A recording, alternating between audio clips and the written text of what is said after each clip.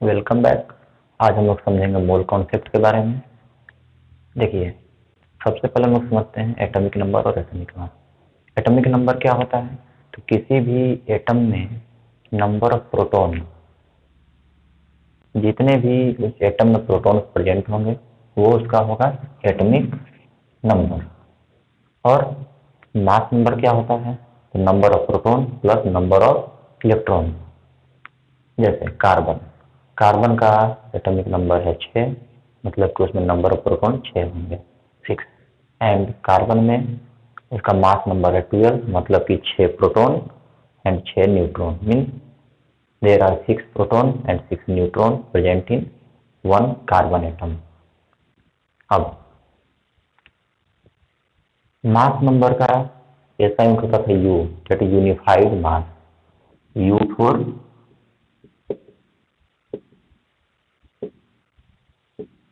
Unified mass. अब हम लोग के साथ एक प्रॉब्लम था कि हम लोग किसी भी एटम को एक एक करके वजन नहीं निकाल सकते हैं। हम लोग किसी भी एटम को एक एक एटम को तौल नहीं सकते थे। इसलिए हम लोगों ने क्या किया कि बहुत सारे एटम्स को मिला करके और एक ग्रुप बनाया। उस ग्रुप को नाम दिया गया मोल। एग्जाम्पल लेते हैं, कार्बन जिसका सिंबल है C, atomic number 6 and mass number is 12 उस कार्बन का 12 यू के जगह पे 12 ग्राम 12 ग्राम कार्बन लिया गया और उसके बाद एक बंडल बनाया गया जिसमें कि कार्बन का वेट कितना था? 12 ग्राम। ये हमेशा याद रखिएगा, जितना उसका मास नंबर होगा उतना ही ग्राम हम लोग एटम को लेंगे। जैसे sodium atomic number 11, mass number 23। तो हम लोग यहाँ पे क्या किए, इसका मास नंबर था 23, तो हम लोग 23 ग्राम ऑफ सोडियम को ले लिए। अब जितना उसका वेट लिए वो हो गया 1 मोल। अब इसके बाद 1 मोल कार्बन में 12 ग्राम, 1 मोल सोडियम का मास 23 ग्राम। इस तरह से जो भी एटम होगा सबका मास अलग अलग होगा। अब जब कार्बन को 12 ग्राम ले लिया गया और 12 ग्राम कार्बन को जब गिना गया तो उसमें जो नंबर ऑफ एटम्स मिले वो थे 6.022 इंटू 10⁻23। इसको नाम दे दिया गया एवोगैड्रो नंबर। ठीक है, इस तरह से 23 gram sodium means number of particles in 23 gram of sodium was equal to Avogadro number, that is 6.022 into 10⁻23। तो अगर हम लोग इसका समरी निकालें तो क्या पता चलेगा? तो 1 mole equal to gram of atom. यहाँ पे क्या फिल करेंगे? तो उस एटम का मास, जो भी एटम लेंगे उस एटम का मास यहाँ फिल कर देंगे और इसमें नंबर कितना होगा हमारा एवोगैड्रो नंबर 6.022 इंटू 10⁻23 एटम। इसी तरह से 1 mole equal to gram of molecule. जिस तरह से एटम में था उसी तरह से सेम सिचुएशन होगा मॉलिक्यूल के साथ। जैसे H2O लेते हैं तो 1 mole equal to 18 gram of which molecule? H2O। इसका एग्जांपल लेते हैं, H2O में 18 कहाँ से आया? तो हाइड्रोजन का एटॉमिक मास 1, तो हाइड्रोजन का 2 हो गया एंड ऑक्सीजन का 16 प्लस 2 18। आप लोग इसको पहले भी जानते होंगे, करने तो इसका हम लोग एक अलग वीडियो बना करके हम आपको बता देंगे। अब इसमें नंबर ऑफ एटम्स कितने होंगे? तो नंबर ऑफ मॉलिक्यूल तो यहाँ पे होंगे 6.022 इंटू 10⁻23 मॉलिक्यूल। इसी तरह से किसी भी एटम का अगर हम लोग मोल को निकालें तो उसका मास कितना आएगा, तो जितना उसका मास नंबर है उतना ग्राम ले लेंगे, तो एक मोल में उतना ग्राम ऑफ एटम का, और इसमें नंबर कितना होगा, तो 6.022 10 to the power 23। तो आइए अब हम लोग एक फॉर्मूला डेवलप करते हैं, नंबर ऑफ मोल। इसको हम लोग डिनोट करते हैं स्मॉल n से। सपोज कार्बन 12 ग्राम कार्बन में 1 मोल हुआ था, 24 ग्राम कार्बन में कितना होगा, ऑब्वियसली 2 मोल। तो इसके लिए हम लोग जो फॉर्मूला डेवलप किए वो था मास बाई मोलर मास। मास इसको डिनोट करेंगे स्मॉल n से और मोलर मास को डिनोट करेंगे कैपिटल N से। फॉर एग्जाम्पल, अगर हमको नंबर ऑफ मोल फाइंड करना है in number of mole in 69 gram of sodium atom, कैसे निकालेंगे, तो number of mole that is small n is equal to mass और गिवन मास कितना दिया है 9 ग्राम बाई मोलर मास कितना दिया है, तो इसको हम निकालेंगे कैसे, तो एक सोडियम एटम का मास कितना 23U, उसी को बदल दिए ग्राम में, तो यहाँ हो गया 23 ग्राम।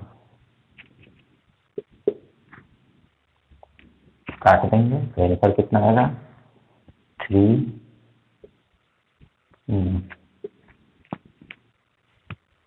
अब इसके बाद एक नया फॉर्मूला डेवलप करेंगे, तो वो क्या होगा, तो number of mole equal to, अगर हम लोग को नंबर ऑफ एटम से नंबर ऑफ पार्टिकल्स कैलकुलेट करना होगा तो उसके लिए हम लोग एक नया फॉर्मूला डेवलप करेंगे, क्या, तो number of particles by Avogadro number. Number of particles को हम लोग डिनोट करते हैं कैपिटल N से एंड एवोगैड्रो नंबर को डिनोट करते हैं N0 से। अब हम लोग एक एग्जांपल लेते हैं,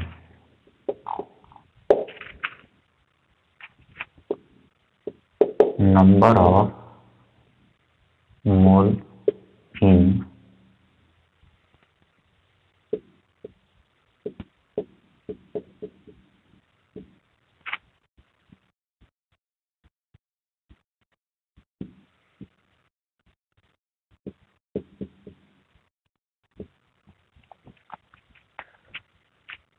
number of moles in 12.044 into 10 to the power 23 atoms of oxygen.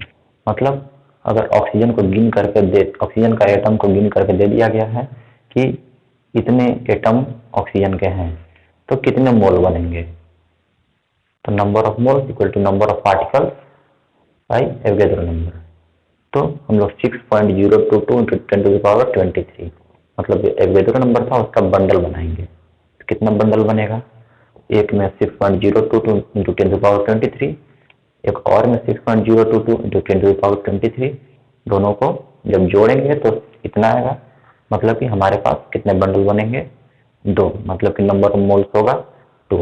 हम लोग फार्मूला पे पुट करके चेक करते हैं, small n is equal to number of particles 12.044 into 10 to the power 23 by Avogadro number कितना था 6.022 into 10 to the power 23। ये खत्म हो गया, यहाँ पे आया 2 mole. Number of mole equal to हमारा पहला फॉर्मूला था given mass by molar mass. इस तरह से दूसरा formula number of moles equal to number of particles by Avogadro number. अब क्योंकि इन दोनों में LHS बराबर है इसलिए RHS भी बराबर होगा। मतलब कि अगर ये दोनों बराबर हैं तो ये और ये दोनों आपस में इक्वल होंगे। तो यहाँ से हम लोग एक नया फॉर्मूला बनाएंगे। क्या? तो number of mole is equal to given mass by molar mass which will also be equal to number of particles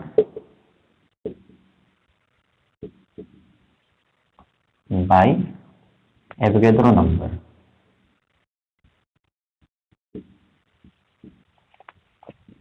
अगर हम लोग इसको समराइज करें, small n is equal to small n by capital N which will also be equal to capital N by n naught. हम लोग उस formula से related एक क्वेश्चन देखते हैं। Calculate number of atom in 32 gram of oxygen atom. अगर हम लोग के पास 32 ग्राम ऑक्सीजन एटम है तो इसमें नंबर ऑफ एटम्स कितने होंगे, मतलब इसमें कितने ऑक्सीजन के एटम प्रेजेंट होंगे। तो उसके लिए हम लोग क्या करेंगे, तो फार्मूला को लिख लेते हैं। क्या था? Given mass by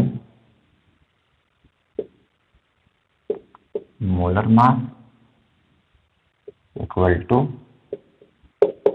number of particles by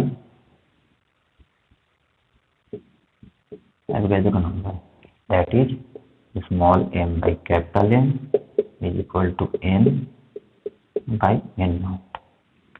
Given mass is 32 gram,